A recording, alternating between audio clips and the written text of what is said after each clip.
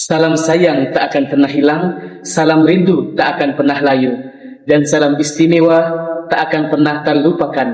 Assalamualaikum warahmatullahi wabarakatuh.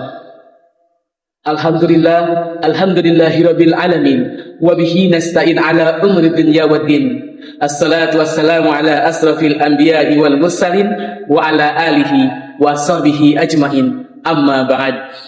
Hadratul mukarramin, para alim, para ulama yang terhormat, para dewan juri yang arif dan bijaksana, dan yang saya banggakan, para pemirsa dimanapun berada. Hadirin wal hadirat rahimakumullah. Hari ini banyak orang yang terlihat kaya tetapi tidak merasa cukup.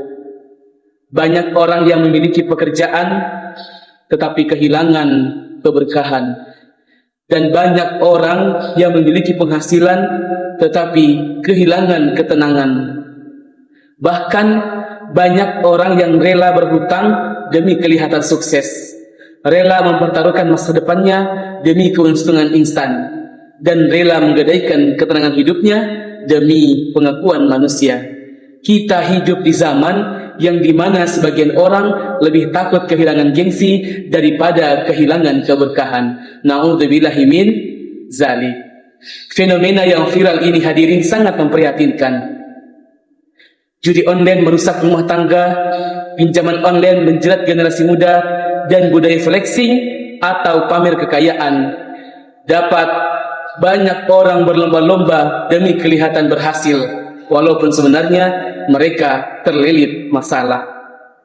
Dunia digital saat ini telah menciptakan ilusi bahwa kebahagiaan dapat dibeli, bahwa kesuksesan dapat diukur dari apa yang tampak di layar, dan bahkan mereka mengatakan kebahagiaan dapat dinilai dari apa yang tampak di layar dan apa yang dimiliki oleh manusia.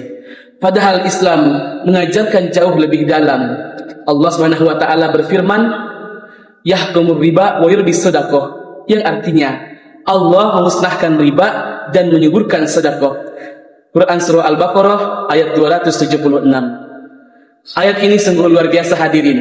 Jadi Allah tidak mengatakan bahwa riba akan mengurangi harta, tetapi Allah akan memusnahkannya.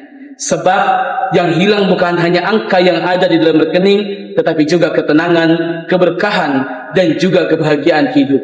Sebab ketika harta menjadi tujuan, maka manusia akan kehilangan batas antara halal dan haram. Dan ketika manusia mengatakan bahwa harta menjadi tujuan kemuliaan, maka kejujuran akan dikorbankan dan keberkahan akan ditinggalkan. Karena itulah Islam menghadirkan ekonomi syariah. Ekonomi syariah bukan hanya tentang lembaga keuangan, tetapi ekonomi syariah adalah cara pandang manusia terhadap kehidupan. Ia mengajarkan bahwa mencari rezeki adalah sedekah, mencari rezeki adalah keberkahan, dan mencari rezeki adalah ibadah. Berdagang adalah ibadah, bekerja adalah ibadah, bahkan membelanjakan harta pun akan bernilai ibadah apabila sesuai tuntunan Allah dan Rasulnya. Hadirin wal hadirat rahimakumullah. Coba kita renungkan, hadirin. Kenapa Islam melarang kita untuk riba? Kenapa Islam melarang kita untuk penipuan? Kenapa Islam melarang kita untuk tidak transaksi dalam transaksi haram? Karena Islam tidak ingin manusia menjadi korban dari keserakahan manusia lainnya. Islam ingin ekonomi syariah menjadi jalan kemaslahatan, bukan menjadi jalan penindasan.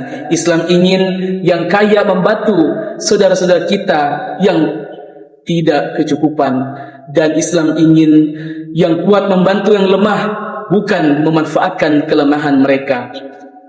Sebab sedekah, wakaf, infak menjadi pilar penting bagi ekonomi syariah. Karena keberhasilan sejati bukan berapa banyak yang kita kumpulkan, tetapi seberapa banyak harta yang kita manfaatkan kepada orang lain. Hadirin wal hadirat rahimakumullah.